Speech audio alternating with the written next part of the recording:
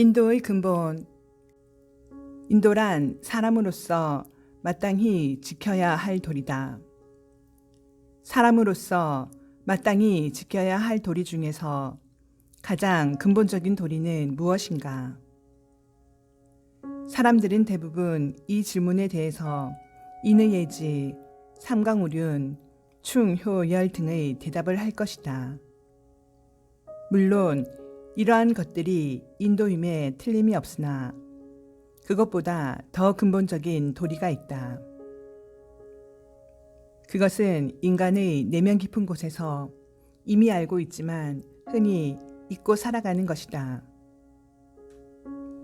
인간의 삶을 생각할 때 그 삶을 영유하는 데 필요한 가장 근원적인 요소가 있다. 그것은 생명과 수명과 복록이다. 이것 중 어느 하나만 없어도 인간은 한순간도 삶을 유지할 수 없다. 은혜는 남이 나에게 베풀어주는 혜택인데 생과 수명과 복록은 인간에게 있어서 가장 근본적인 은혜이다.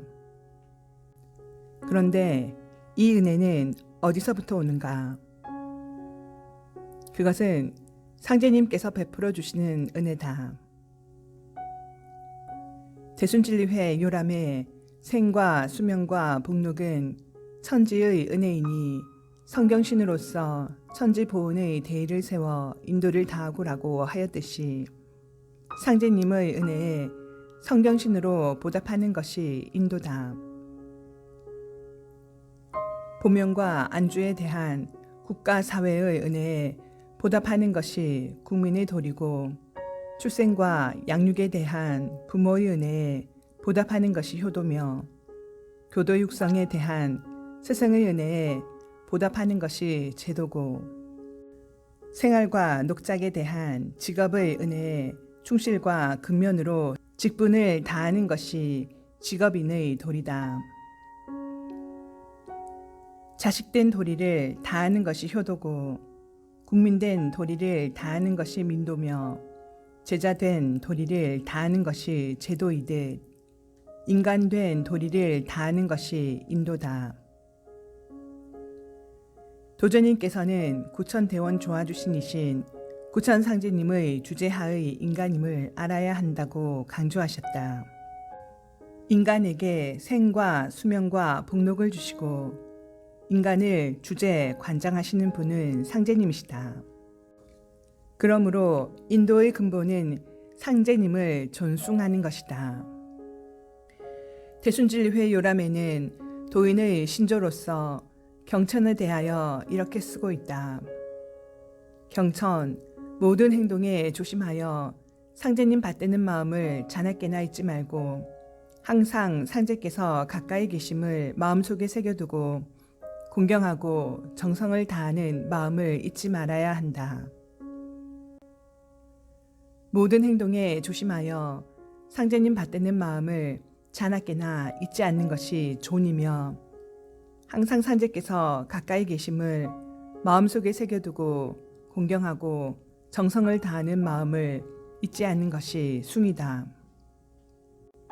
도전님께서는 상제님의 은혜에 감사하고 친은에 보답하는 심신일녀의 수신이 되어야 한다고 하셨다. 친은은 부자 유친이라 하듯이 어버이처럼 친근하게 보살펴 주시는 은혜를 말한다. 구천상제님의 주제하의 인간으로서 생과 수명과 복록을 주시는 은혜에 마음으로부터 감사하면서도 늘 가까이 계시면서 살펴주시는 친은에 물심양면으로 몸과 마음을 다하여 보답하여야 한다. 그 성경신의 일환으로 우리 도에서는 한 달에 한 번 모시는 월성이 있다. 성경신으로 상제님을 모시는 인도의 근본을 행하는 삶과 그렇지 않은 삶을 짐수레의 바퀴에 비유하여 생각해보자. 인생이라는 짐수레에 바퀴가 나란히 달려있다는 것은 인도를 올바르게 행한다는 것을 의미한다. 그 인생의 길은 순탄하게 잘 굴러갈 것이다. 반면에 인도를 행치 않는다는 것은 바퀴가 아예 없거나 바퀴 한 짝이 없거나 두 바퀴가 있어도 나란하지 않고 삐딱하여 바퀴가 잘 굴러가지 않은 것에 비유할 수 있다. 상제님의 은혜를 망각하는 인생에는 고와 난이 중첩하여 악순환이 끊이지 않는다. 세상 사람들은 이 점을 모른다. 자신의 삶이 왜 고난의 연속인지를. 상제님의 은혜를 망각하는 것은 인도의 근본을 패하는 것이다. 그러므로 인생의 수레바퀴가 제대로 굴러가지 않는 것이다. 그러면 언제나 상제님을 받들고 공경하고 정성을 다하는 마음을 잊지 않으려면 어떻게 하여야 할까? 우리는 음식을 먹을 때 식고를 드린다. 성심이 깊은 사람은 물을 한 잔 마실 때도 식고를 드린다. 그런데 공기를 마실 때는 식고를 드리는가? 음식과 물은 장시간 섭취하지 않아도 목숨을 유지할 수 있지만 공기는 5분만 못 마셔도 목숨이 위태롭다. 생명 활동을 위한 은혜로 치면 음식보다 물이 더 소중하고 물보다 공기가 더 소중하다. 그 은혜를 생각한다면 공기를 마시면서도 감사의 식고를 드리는 것이 마땅하다. 상제님 정도인 박공우는 동학신도일 때 늘 하느님 베어지소서라는 식고를 드렸다. 그러던 어느 날 상제님께서 공우에게 이제 내가 때마다 하는 그 식고를 나에게 돌리라 하시니 공우가 그 말씀에 감탄하여 하느님의 강림이심을 깨닫고 상제님을 지성으로 받들기를 결심하였다. 이처럼 상제님을 받들고자 하는 지극한 정성이 있으면 그에 따른 응답이 있게 마련이다. 이때 정성이란 늘 끊임이 없이 조밀하고 쉼과 틈이 없이 오직 부족함을 두려워하는 마음을 이룬다. 우리의 생명활동에서 이런 정성의 의미에 가장 부합하는 것은 호흡이다.